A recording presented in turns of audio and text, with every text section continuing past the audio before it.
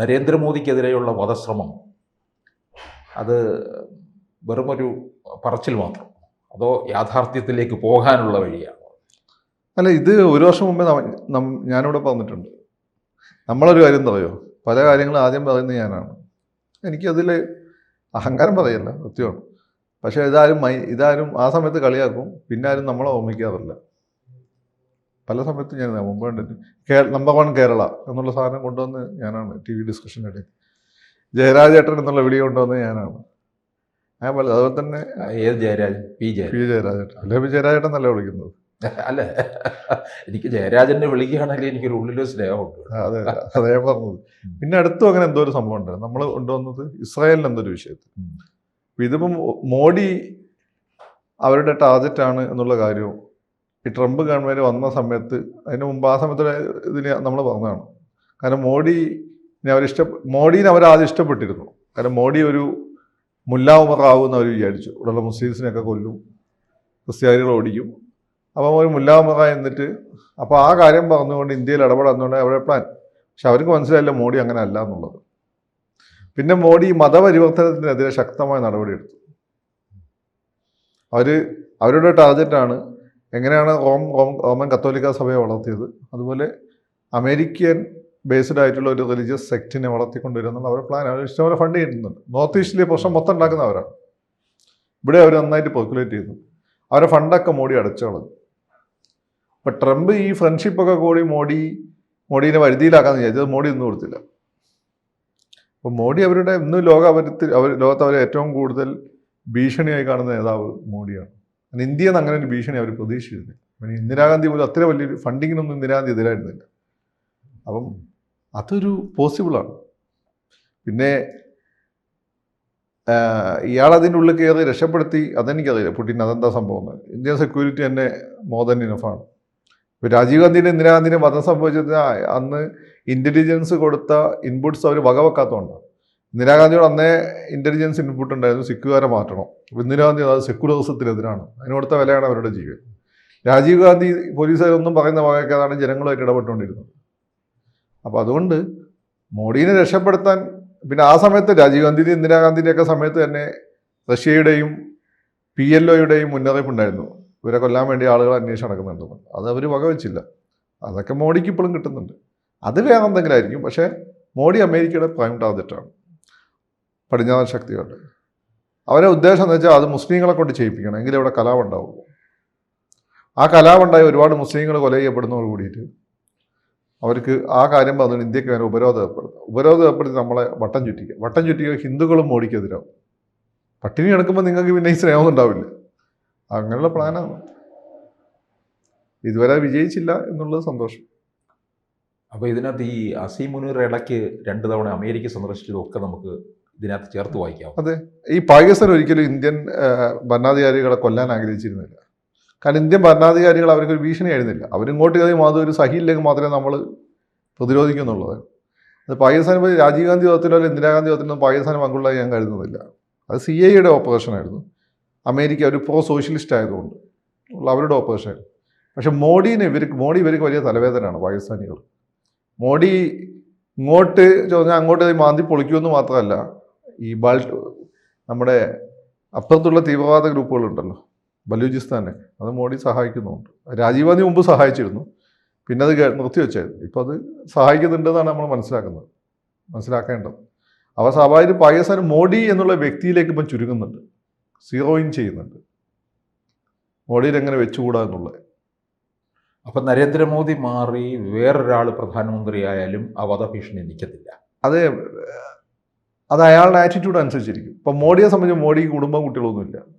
Modi America CIA ആളുകളെ കൊടുക്കുന്നത് കുട്ടിക്ക് സ്കോളർഷിപ്പ് കൊടുക്കും, ഭാര്യനെ ഡ്രഗ് അഡിക്റ്റ് ആക്കും, ഇങ്ങനെയൊക്കെയാണ്.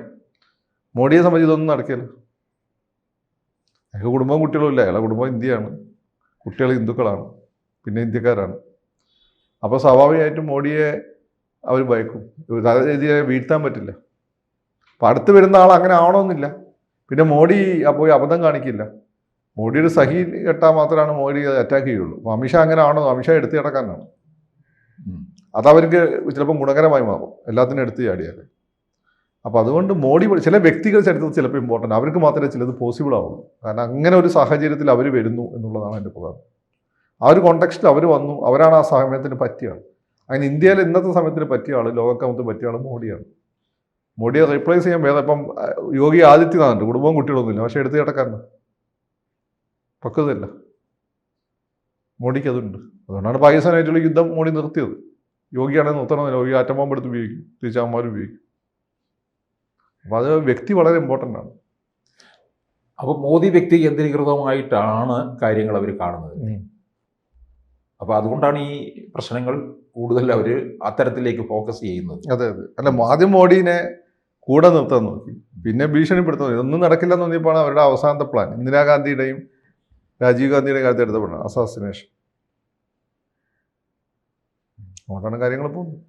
അവിടെയാണ് ഇന്ത്യയിലെ മറ്റ് രാഷ്ട്രീയ പാർട്ടികളോട് നമ്മൾ വിയോജിക്കേണ്ടി വരുന്നത്. കാരണം ഇന്ദിരാഗാന്ധി രാജീവ് ഗാന്ധി മരിച്ചപ്പോൾ ഇവർ ഭയങ്കര കരച്ചിലായിരുന്നല്ലോ. അല്ലെങ്കിൽ ഇന്ദിരാഗാന്ധി രാജീവ് ഗാന്ധി മരിച്ചതിൻ്റെ ഫലമാണ്, കൊല ചെയ്യപ്പെട്ടതിൻ്റെ ഫലമാണ് ഇന്ന് സെക്കുലർ പാർട്ടികൾക്ക് അനുഭവിക്കേണ്ടി വന്ന ദുര്യോഗം. വലിയൊരു ഘടകം അതാണ്. അപ്പോൾ അന്ന് അവർ കരഞ്ഞു. പക്ഷെ അവർ ജീവിച്ചിരിക്കുന്ന കാലത്ത് ഇവർ സ്വൈര്യം കൊടുത്തിട്ടില്ല. ലോകത്തെ ഏറ്റവും വൃത്തികെട്ട ആളുകളായിരുന്നു ഇന്ദിരാഗാന്ധിയും രാജീവ് ഗാന്ധിയും. ഇന്ന് മോഡിയുടെ കാര്യത്തിൽ നിങ്ങൾ അത് തന്നെയല്ലേ കാണുന്നത്. മോഡിക്ക് ഇങ്ങനെ ഭീഷണി ഉണ്ടെന്ന് അത്യാവശ്യം ബോധം വിവരമുള്ള എല്ലാവർക്കും മനസ്സിലാവും. മോഡി അമേരിക്കയുടെ കയ്യിൽ കളിപ്പാവ എല്ലാമെന്ന് മനസ്സിലാവും. മോഡി ഇവിടെയുള്ള വ്യവസായികളെ സഹായിക്കുന്നു, ഇന്ത്യൻ വ്യവസായികൾ അവിടെയുള്ള വ്യവസായികൾക്ക് ഒരു ഓൾട്ടർനേറ്റീവായി വളർത്തിക്കൊണ്ടുവരാൻ ശ്രമിക്കുന്നു. അങ്ങനെയാണ് അദാനിക്കൊക്കെ ഈ സഹായം ചെയ്യുന്നത്.